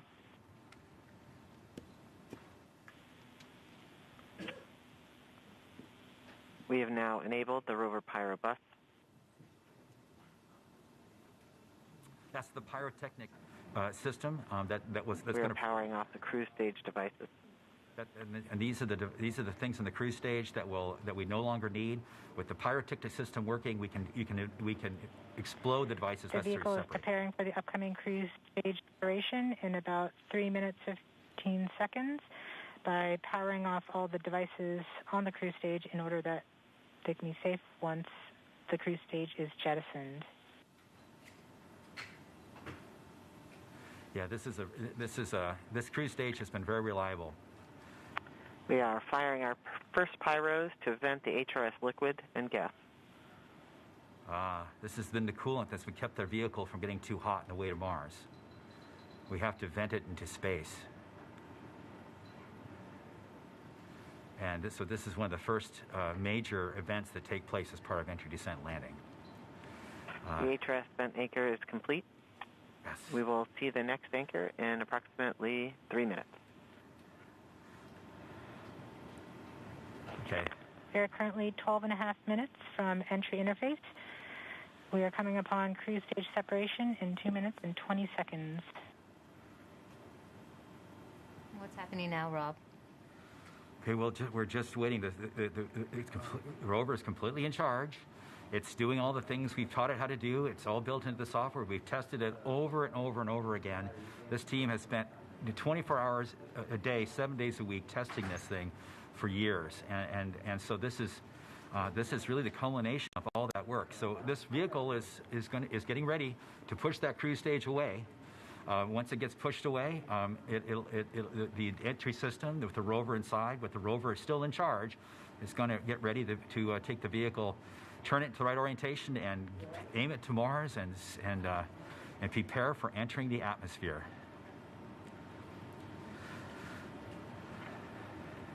This won't be long. Be prepared for this event. We're about 1.5 minutes from cruise stage separation, about 11 minutes, 20 seconds from entry interface. Okay, so it's about 10 minutes from cruise stage separation till entering the top of the atmosphere. From then on and out, things happen We're fast. switching to the MFSK tones. Telemetry will have stopped.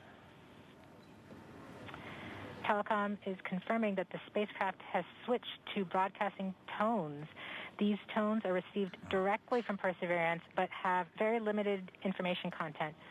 We won't receive real-time information until about 9-10 minutes from now, once the Mars Reconnaissance Orbiter starts relaying information from Perseverance. We are under 1 minute from cruise stage separation, about 10.5 minutes from entry interface. It's getting exciting. I have to admit, I am quite anxious, but very hopeful that this machine is going to do what we asked it to do. You're seeing the heartbeat tones. Okay, that means that there's no more ones and zeros coming. It's just the vehicle telling us it's still alive.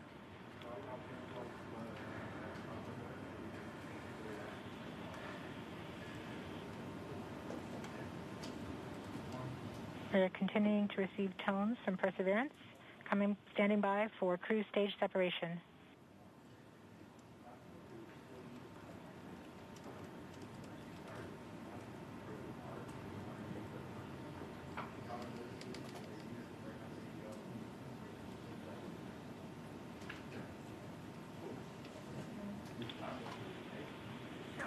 We have indication that cruise stage separation has been confirmed by the spacecraft. We're off on a good start. In about 1 minute, Perseverance's landing software will wake up and begin the final preparations for entry. The first action it will do is to fire warm-up pulses with its entry thrusters. These pulses ensure that the spacecraft gets the thrust that it wants during entry interface. We're about 9 minutes from entry interface.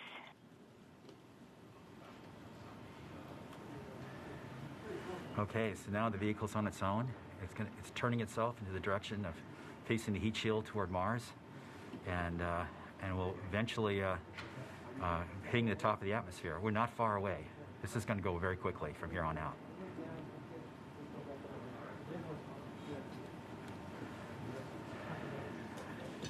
I have confirmation that we got shadowed by the cruise stage as it passed through our beam to the Earth. Telecom indicated actually that we could see a signal that the cruise stage went between the Perseverance entry capsule and Earth. So we saw a little blip, the data stream indicating the cruise stage separation. We have confirmation that the vehicle has started warming up those entry thrusters. Warm-up pulses have begun.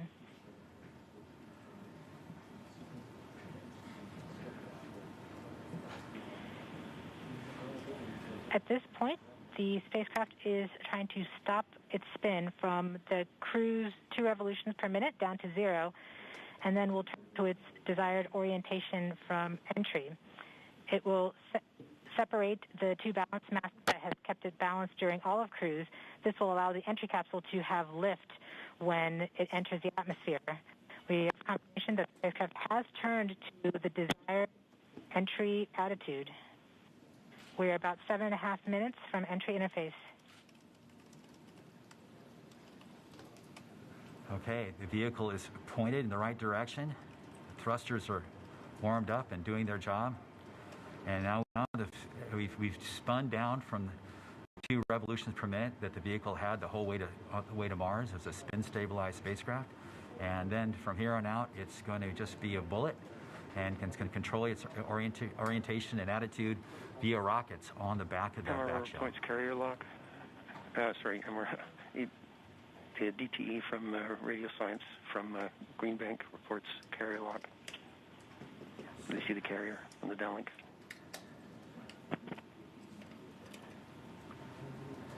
Flight level 1. We are continuing to wait for entry interface. We're about 6 minutes and 45 seconds from entry interface. We have confirmation from Greenback that they are receiving direct-to-Earth telemetry via that path. The spacecraft Perseverance is currently transmitting heartbeat tones. These tones indicate that Perseverance is operating normally and has nothing significant to report. This is as expected. We're currently just over 6 minutes from entry interface.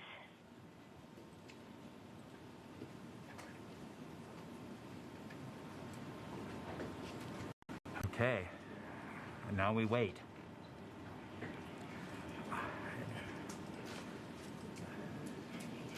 As soon as we get to the top of the atmosphere, it will be very quickly, which is the entry point. It won't be very long before the atmosphere will start getting thicker and thicker. It's going very quickly at a fairly steep angle of 15 degrees into the atmosphere. And as it starts to slow down... We're just under, we're about 5.5 minutes from entry interface. We're still receiving heartbeat tones. We expect to continue receiving heartbeat tones until about 5 minutes after entry. At that time, Perseverance will be no longer in view of our antennas here on Earth. About 90 seconds prior to entry, the Mars Reconnaissance Orbiter should begin receiving telemetry from Perseverance and streaming it to Earth in near real time. There are a few expected short outages, such as when we have a plasma blackout or when we enter the peak heating phase. Aside from these outages caused by the plasma blackout, antenna switching, or high dynamic events, spacecraft events, we should have telemetry until about 90 seconds after landing. A plasma blackout is when the signal from Perseverance isn't strong enough to make it through the superheated, super fast air flowing around the spacecraft all the way down to Earth. Once the temperature drops below that peak heating, we do reacquire the signal from Perseverance. We are currently about 4.5 minutes from entry interface. Perseverance continues to report heartbeat tones, indicating everything is nominal. Okay, what we're looking for now is Mars Reconnaissance Orbiter should be in view soon of our vehicle and be able to listen to ones and zeros coming from a separate radio that's really designed to talk between spacecraft. MRO reports the electro radio is powered on, ready to receive signals from the lander. Okay, MRO is ready and able and waiting for to hear from our rover. Mars Reconnaissance Orbiter has reported that it's ready to receive the signals from Perseverance. It should be in a few minutes here. We're just Flight Local 1 from entry interface.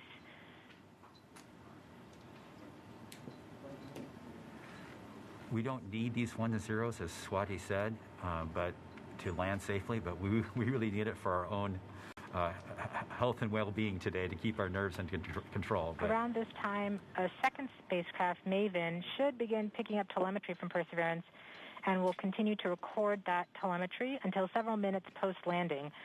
We won't get that data for several hours after landing as it's being recorded and then will be forwarded to Earth later.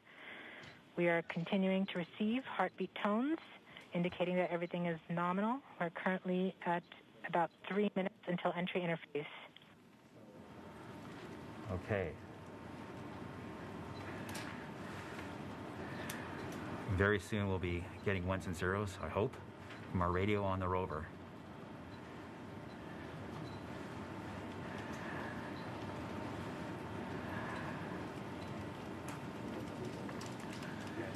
The entry interface is nothing more than just an arbitrary place in the sky that we've defined to be above the atmosphere. But from that point on, there's definitely atmosphere, and above it there isn't. We are 2 minutes from entry interface. Perseverance is to transmit heartbeat tones, indicating everything is nominal. So the tones can tell us whether something is bad or not is happening. So far the heartbeat is doing well. So the vehicle thinks it's in good shape to land, which is a great sign.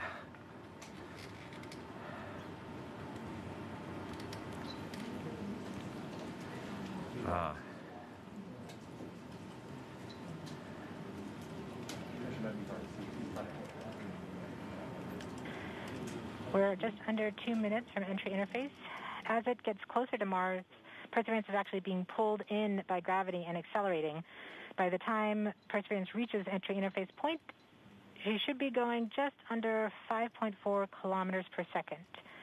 We're at about 90 seconds from entry interface and standing by for Mars Reconnaissance Orbiter to pick up the telemetry.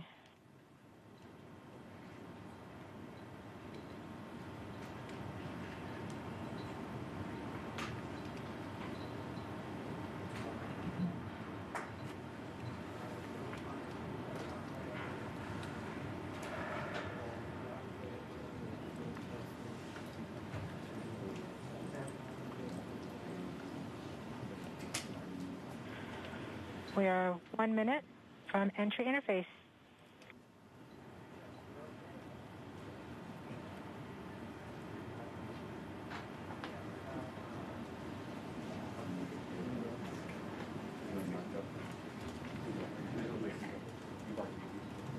MROs are in receive mode.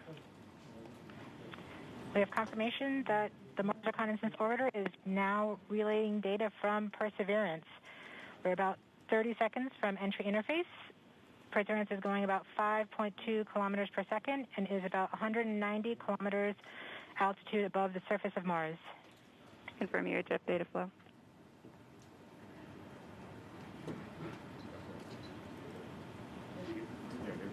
About seconds from entry interface.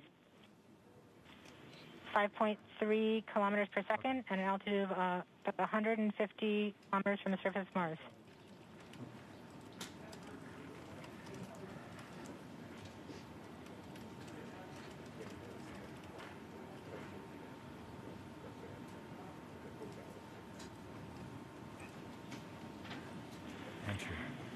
We have confirmation of entry interface. Perseverance is currently going 5.3 kilometers per second at an altitude of about 120 kilometers from the surface of Mars.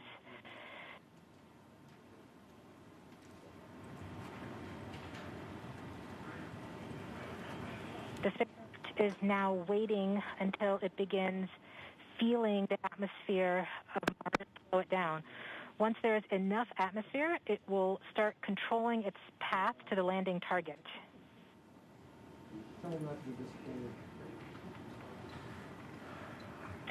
Navigation is also confirming that we can see a little bit of that slowdown of the atmosphere on the Perseverance entry capsule.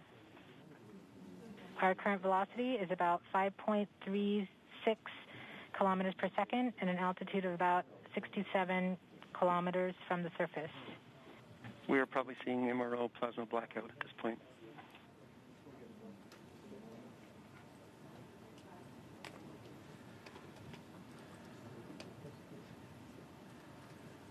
The vehicle should be doing its turns right now. MRO has lost log. Perseverance We have indications that Perseverance is now performing bank reversals in the atmosphere. These are the steps in order to control its distance to the landing target. Perseverance has just passed through the point of maximum deceleration and has indicated that it felt approximately 10 Earth Gs of deceleration. MRO has lock again. Yes. We saw a small outage of the UHF telemetry from Mars Reconnaissance Orbiter during that peak heating phase, likely caused by the plasma blackout. Perseverance is still continuing to perform bank reversals in the atmosphere to control its distance to the landing target.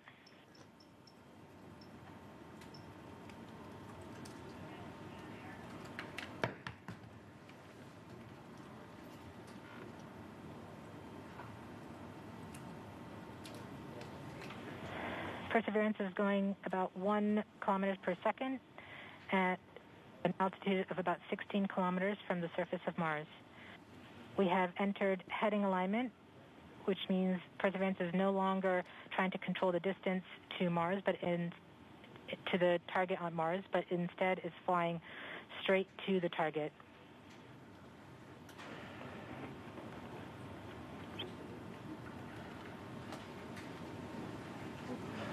Parachute.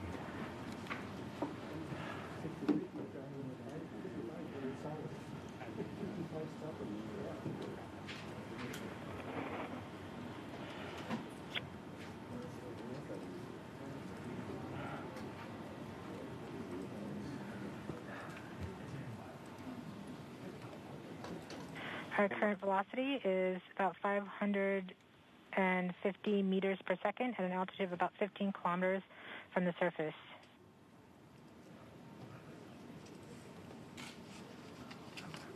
MRO's reporting good telemetry log. We are coming upon the straighten up. We are starting the straighten up and fly right maneuver, where the spacecraft will jettison the entry balance masses in preparation for parachute deploy and to roll over to give the radar a better look at the ground. Yes. The navigation has confirmed that the parachute has deployed, and we are seeing significant deceleration in the velocity. Our current velocity is 440 meters per second at an altitude of about 12 kilometers from the surface of Mars.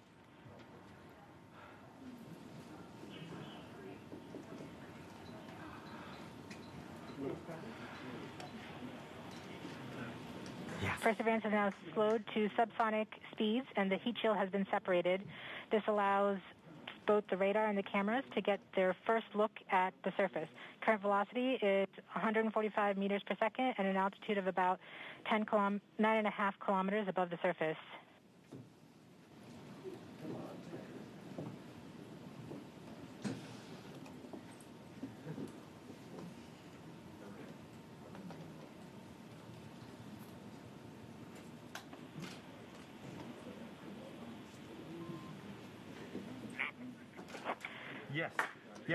Yes.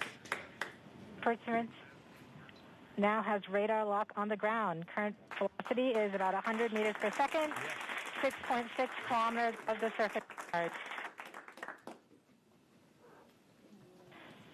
Perseverance is continuing to descend on the parachute. We are coming up on the initialization of terrain relative navigation and subsequently the priming of the landing engines. Our current velocity is about 90 meters per second at an altitude of 4.2 kilometers. Almost there. We have confirmation that the lander vision system has produced a valid solution and part of terrain relative navigation. We have priming of the landing engines.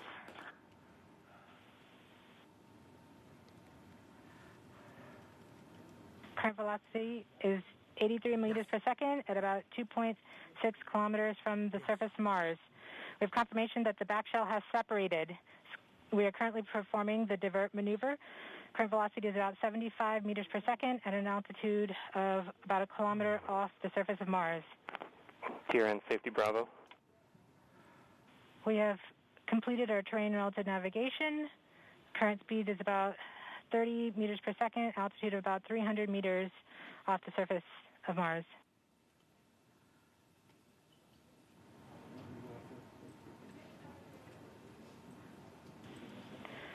We have started our constant velocity accordion, which means we are conducting the sky crane, about to conduct the sky crane maneuver.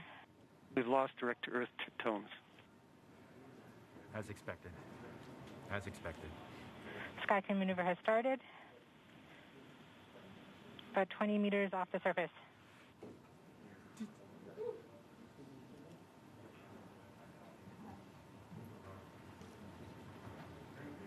We're getting signals from MRO. UHF is good. Touchdown confirmed. Perseverance safely on the surface of Mars, ready to begin seeking the signs of past life.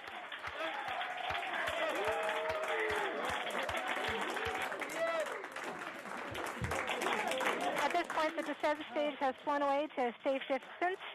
Perseverance is continuing to transmit direct through Mars Reconnaissance Orbiter to Earth.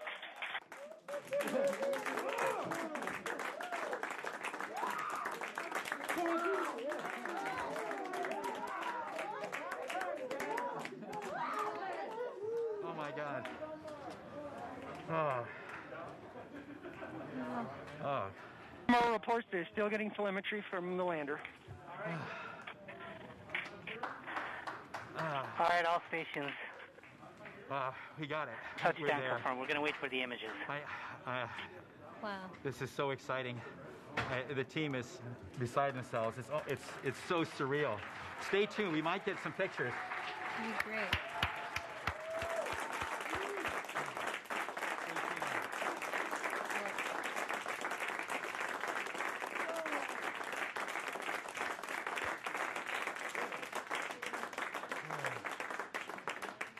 So much has been riding on this. Yeah, we just heard the news that Perseverance is alive on the surface of Mars. It's not the Flight, we have seen the completion of EDL 3000. Copy activity. That is as expected.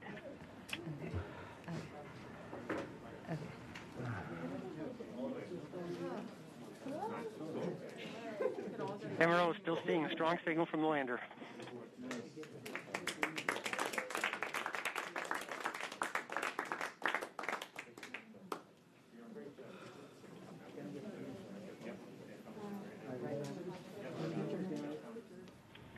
We have just heard the news that Perseverance is alive on the surface of Mars. Congratulations to the mission. And looks like we have some more news in. It looks like we're getting the first image. Here, take a look at the first image.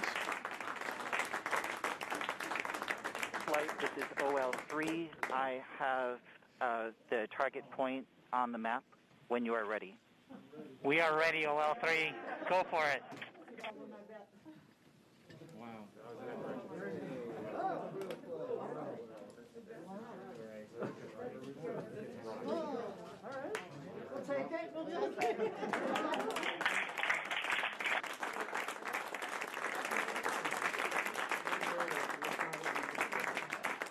Flight, I'll be moving in, showing you the safe zone that we've landed in.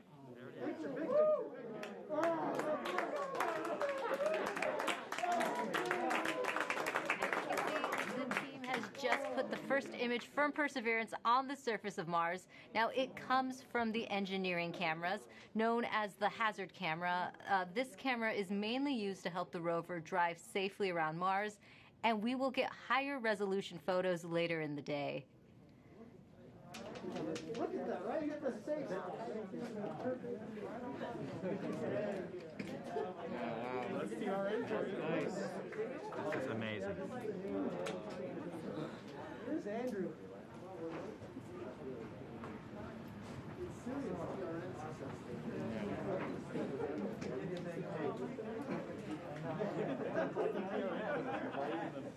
For Steve. Steve. Stand by for Steve.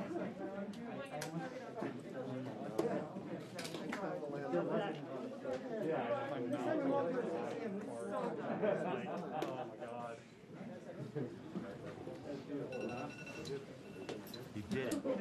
You did it. You did. You led the team. You made it happen, man. Congratulations,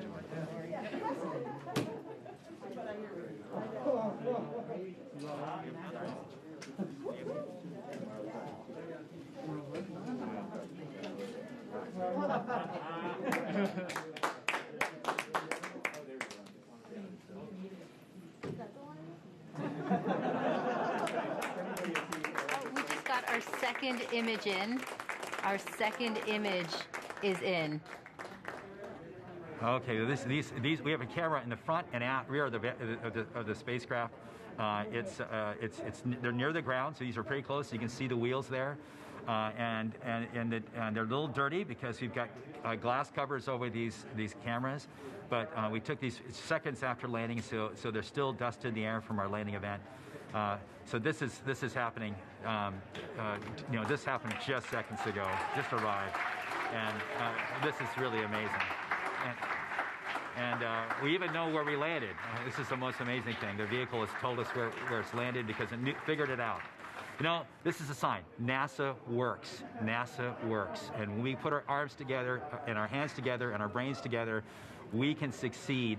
This is what NASA does. This is what we can do as a country. On all of the problems we have, we need to work together to do these kinds of things and make success happen.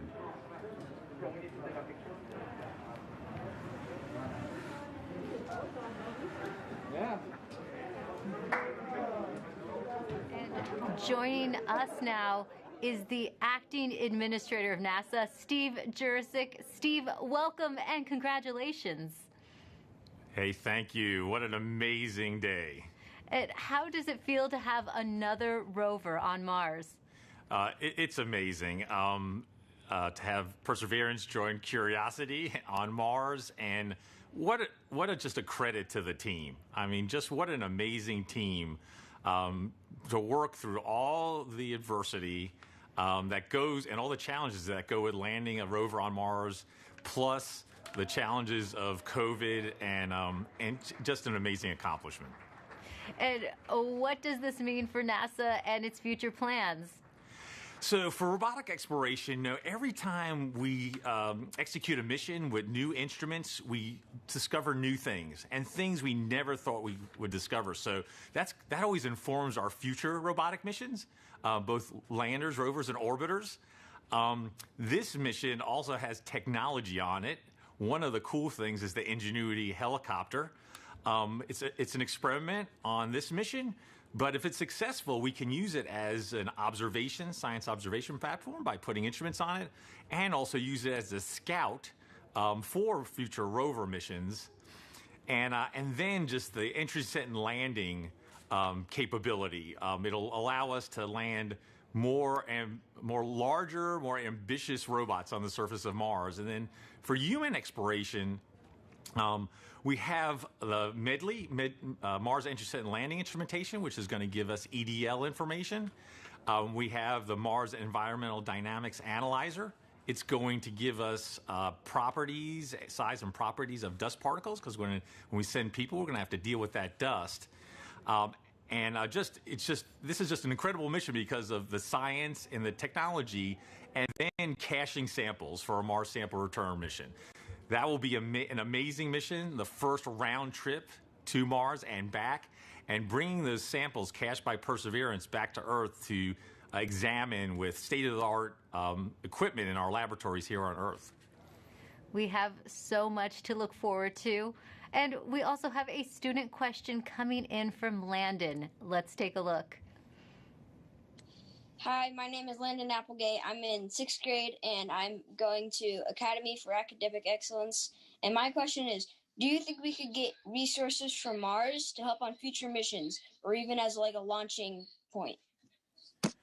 Great question, Landon. Actually, we have an experiment called the Mars Oxygen In Situ Resource Utilization Experiment, or MOXIE, and it's going to demonstrate generating oxygen from atmospheric CO2, and that could help generate breathable oxygen, and even if we can liquefy it, oxidizer for propulsion systems. So that's a tech demo on Perseverance. And then we're going to continue to characterize the frozen water on and below the surface of Mars, and eventually try to figure out how to extract that water from the Martian soil, or what we call regolith, and then we can use that for potable water and also break it down into oxygen and hydrogen for rocket fuel. So absolutely, we're going to try to eventually figure out how to live off the land to support human missions to Mars. Thanks for taking the time to talk to us today, Steve. Thank you. And now that Perseverance has safely touched down on Mars, let's learn more about what's in store for the rover. Joining us now is Surface Mission Manager Jessica Samuels. Jessica, your surface operations team has now taken over. What are they doing now? Yes. Hi, Raquel. We are so excited here in the Surface Mission Support area. The team will do a handover with the entry, descent, and landing team and pass any critical information. And then this team behind us will be the team that does the health and safety assessments daily as we progress on this mission. And what do the upcoming weeks look like for your team? So as we enter Mars time now, the commanding team will be working overnight while the rover is asleep so that we can perform the initial checkouts of our key rover functions and our science instruments. And we have to do this all in time for the regularly scheduled communication pass, which happens in the morning. And so we will be working around the clock, making sure that Perseverance is healthy, and we will begin this exciting adventure. And can you tell me, what's it like living on Mars time? It's a little bit like constantly, flying and changing your time zone. The rover, on Earth, the rover wakes up at the same time every day, but on Earth, that's 40 minutes later. So the team is going to be shifting our work schedule by 40 minutes as we come into work over the next few weeks. So it'll be exciting and some late nights, but we're also excited and we can't wait. It's a whole new lifestyle. Yes. We also have a student question for you. This is Sophia's video. Hi, my name is Sofia Lopez, and my question for NASA is, how's Perseverance gonna survive? And here's a drawing that I made from Perseverance thinking about Earth. Thank you. Well, Sophia, Perseverance survives with a power source that charges its batteries overnight while it sleeps, and it keeps heaters on so that all of our critical electronics can stay warm, as well as our mechanism. But it's really survived by the team that performs the health and safety assessments every day and communicates with the rover and makes sure that she's doing okay. Well, thanks for your time, Jessica, and good luck living on Mars time. Thank you. Should be fun. Let's head back to Marina as she gives us a sneak peek into the future at JPL. Thanks so much, Raquel. It's definitely bustling behind me. It's not quiet like it was just 20 minutes ago. And congrats to the whole team. What an amazing accomplishment. Mike Watkins is the director of NASA's Jet Propulsion Laboratory. He was the mission manager during the Curiosity rover landing on Mars. Welcome, Mike. Oh, thanks. Glad to be here. You can see all my mask markings on. Well, you were just celebrating, and rightly so. Now, you've been around for a number of Mars landings. What makes this one special? Well, two things. I mean, it's the biggest and best rover we've ever sent to Mars, and it can really, do amazing things in terms of, its own scientific exploration of this habitable environment, at Jezero. But, it's also, as you've heard today, it's the first step in Mars sample return. So really, it's not only doing its own mission, it's setting us up for a series of missions and to bring those samples back. And, a lot of the effort to develop the rover was specifically designed, for that sampling and caching system. It's one of the most complex robotic systems ever made. And having it down safely means Mars sample return continues right on course, and we are moving forward. Wonderful. Now, JPL has a long history with robotic space exploration. Why do you think it's so important to continue to push those boundaries?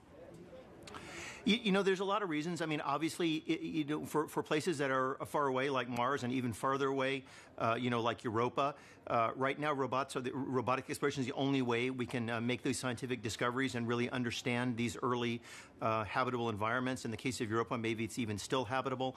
And, we're not ready to go there with astronauts yet, but the robots are ready to go there. And so we always, are forerunners and pathfinders of human exploration. And we start by sending, our eyes and arms there in the form of a robot. And it is just fantastic to be able to do that and to learn from each rover, learn from the science and the engineering, and make the next one better and make more and more discoveries. And every time we do one of these missions, we make fabulous discoveries. And each one is more exciting than the last.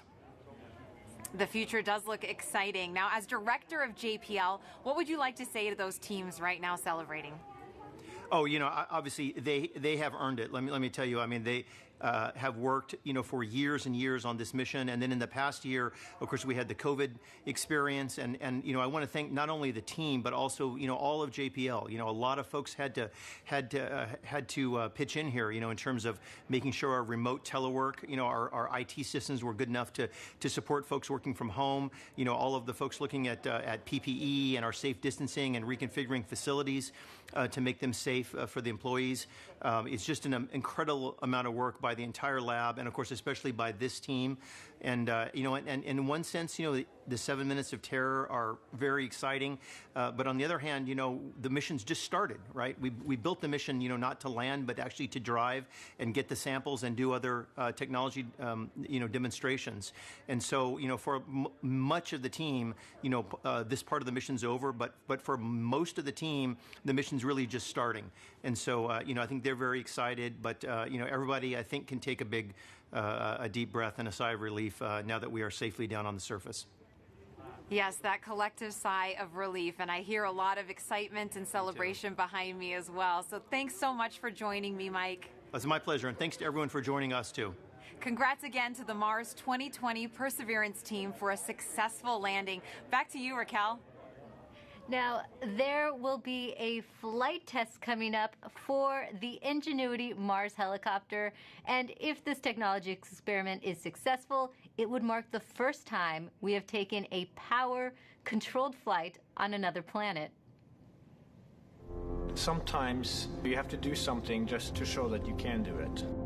When the Wright brothers flew for the first time, they flew an experimental aircraft. And in the same way, the Mars helicopter is designed to show that we can fly powered helicopter flight in the Martian atmosphere.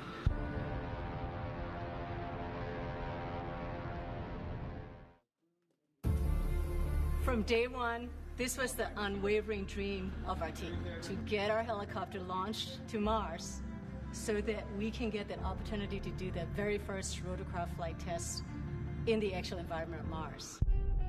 It's extremely difficult to fly at Mars because the atmosphere is so thin. Compared to Earth, at Mars it's less than 1%. So the first and foremost challenge is to make a vehicle that's light enough to be lifted. And then the second is to generate lift. The rotor system is just spinning very fast. 2,000, 2,200, 2,400, 2,600. We're spinning between 2,000 and 3,000 revolutions per minute, and it takes a lot of energy. So it's that balance of a very light system, yet having enough energy that's needed to spin the rotor so fast to lift, and on top of it, having to design in the autonomy. It has to be fully autonomous from the time it takes off to the time it lands.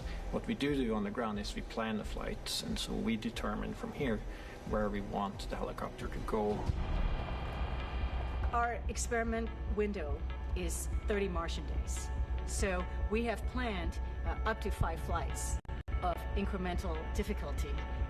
The very first flight, the main thing is we want to get the legs off the ground, and so we will basically go up about 3 meters, and we'll hover there, and then we'll come down again, and that will be the first, really major milestone. Most of our flights will be at the 3 to 5 meter height. We will be going horizontally again at a few meters per second, probably go out, 50, 70 meters and come back. In successive flights, we'll probably push that further, try to go further.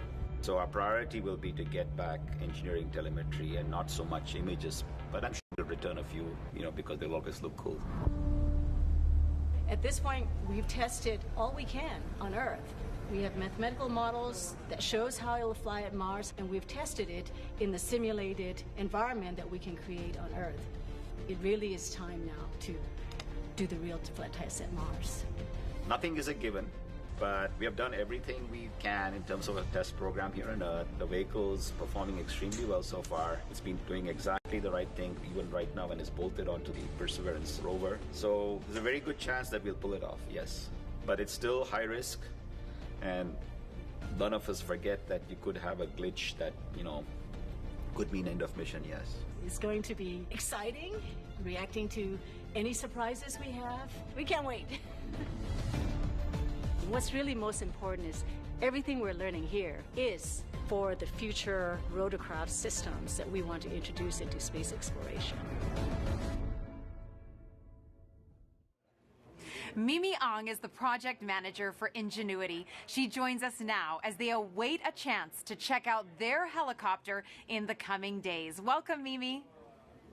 Thank you, Marina. Oh my goodness, we've been talking about this for months, Mimi. Did you ever think you'd be here at this point? I mean, what's going on in your head right now? This is super exciting. We have been working on Mars helicopter for over 6 years, testing and carefully designing it for operation at Mars. So what's going through my mind? Ingenuity Mars helicopter is finally at the destination that it is designed for. Now that Ingenuity is on Mars, what is the timeline you hope to accomplish as you move forward? We have a series of major milestones between now and Ingenuity's first flight. So tomorrow we'll turn on the helicopter and its base station to confirm health after experiencing the dynamics through the EDL just now. And the next major milestone will be when the rover deploys the helicopter to the surface. And that marks the first moment that Ingenuity operates on its own in a standalone manner. And surviving that first cold, frigid night of Mars will be a major milestone. We'll execute a series of checkouts, and then we will perform that very important first flight.